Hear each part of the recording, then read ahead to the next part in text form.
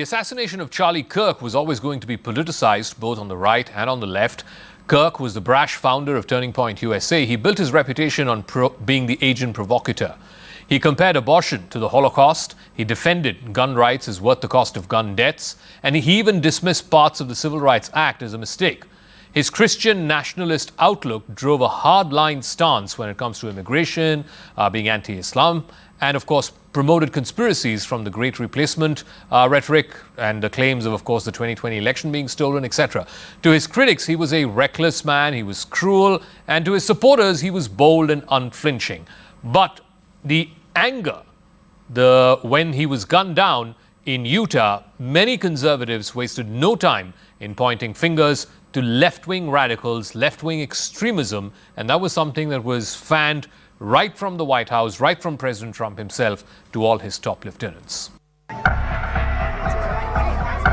know how many mass shooters there have been in America? The political assassination of right-wing influencer and podcaster Charlie Kirk has opened a raw wound in the social fabric of America. Over the weekend, there were fierce views exchanged on social media by folks on both the left and the right. Left-wing posters on social platforms were reveling in Kirk's death and suggesting that he got what he deserved. On the right-wing side, initially there were expressions of grief and shock, but soon enough there were open calls for political reckoning and for vengeance. There were ominous proclamations that America was on the brink of civil war. Governor Spencer Cox of Utah provided new information about the background and the political leanings of the 22-year-old suspect, Tyler Robinson, who has been arrested now by the FBI. The governor said that Tyler had a leftist ideology and that he had also been in a romantic relationship with his roommate, who the governor claimed was in the process of transitioning from male to female. Tyler Robinson was a very normal young man who appeared to have been radicalized sometime after he dropped out of college and then moved back to his hometown in southern Utah. But the governor gave no further details. He does come from a conservative family, but his ideology was very different than his family, and so that's part of it. We do know that the roommate that we had originally talked about, we can confirm that roommate is a boyfriend who is transitioning from male to female. Charlie Kirk was outspoken on a variety of hot topics: race, gun control, abortion rights. He spoke in ways that often stoked controversy. A conservative Christian, he was also an outspoken critic of gay and transgender rights. He used to debate those who were opposed to his views on college campuses. That's how his company, Turning Point USA, became famous, and Kirk became a close Trump ally. Our 18 to 22-year-olds. Ideological opponents often challenged Charlie Kirk on his anti-transgender views when he visited college campuses to engage students in an open-air debate. Kirk was answering a question about transgenders and mass shootings at the Utah Valley University last week when he was shot dead with a single bullet. Great. President Trump, after being visibly shocked at Kirk's assassination, is now escalating his attacks on his political opponents in the wake of the killing. He has placed the blame squarely for the political violence on Democrats, and he's also signaled a broad crackdown coming on both critics and left-leaning institutions. Trump, in fact, blamed the radical left almost immediately after Kirk was shot dead. He promised to find those responsible for political violence, as well as the organizations that fund and support them. Well, the problem is on the left. If you look at the problem is on the left. It's not on the right, like some people like to say on the right. The problem we have is on the left. And when you look at the agitators, you look at the scum that speaks so badly of our country, the American flag burnings all over the place, that's the left, that's not the right. Kirk's killing is having a deep moment of reckoning on the other side of the Atlantic as well. In London, tens of thousands of demonstrators marched through the heart of the city in a rally organized by the far-right activist Tommy Robinson. The protests were huge, and the London police were clearly ill-prepared for the sheer number of people who turned up. There were sporadic clashes between the protesters and the police, which put the British capital, in fact the entire British nation, on the edge. Elon Musk, who helped raise Tommy Robinson's profile last year, said that the left was the party of murder, and he urged protesters to fight back. In fact, he said Britain must dissolve its parliament right now. clearly, he was also referring to the killing of Charlie Kirk on the other side of the Atlantic, which was reverberating at the weekend London protests.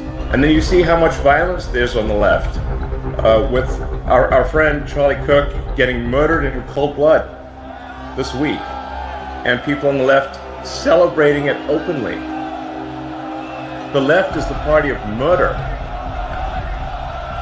and celebrating murder.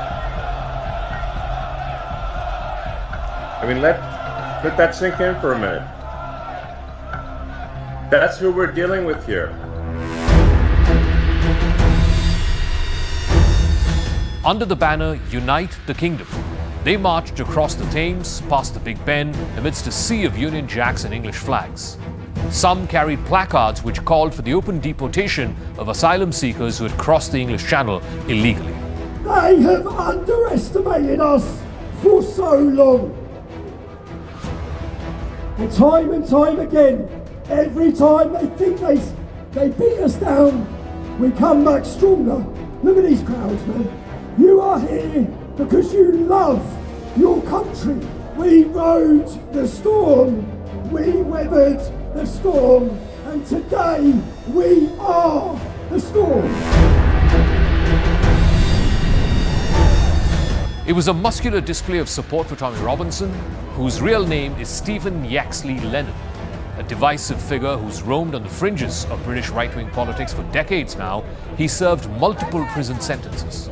Most recently, he was in jail after being sentenced to 18 months in prison for defying a court order by repeatedly making false claims about a teenage Syrian refugee who he had falsely accused of raping a British girl. Robinson was released early in May after a court reduced his sentence to 7 months. He vowed then to organize a free speech festival for his supporters. But that took on a much greater proportion, a much greater resonance after the fatal shooting of Charlie Kirk at the Utah Valley University last week. Early in his career, Robinson founded what was called the English Defence League, a nationalist, anti-Muslim group known for its violent street protests back in the 2000s. His profile has gone up and down since then, but last year, Elon Musk, the founder of Tesla and the owner of the social platform X, championed Robinson's case. Musk pinned the slogan "Free Tommy Robinson" to his feed on X, and that naturally amplified his case around the world. But virtually everyone, whether in America or in Britain, agree that Charlie Kirk's violent death and the reaction to it, both in America and in Britain, have reopened a festering wound about the direction in which their respective countries are headed. The events of the last few days only seem to confirm a deep fear amongst the majority white population in the West that something is seriously wrong in the economic and political trajectory of their countries. In America, it was not just about gun violence. Instead, Charlie Kirk's death at just 31 symbolized for many the collapse of a basic, common sense, almost undebatable American value. And that is, expressing a political opinion should not have to cost your life. That's a sentiment shared in Britain as well, howsoever racist, homophobic, or even anti-immigrant one might be.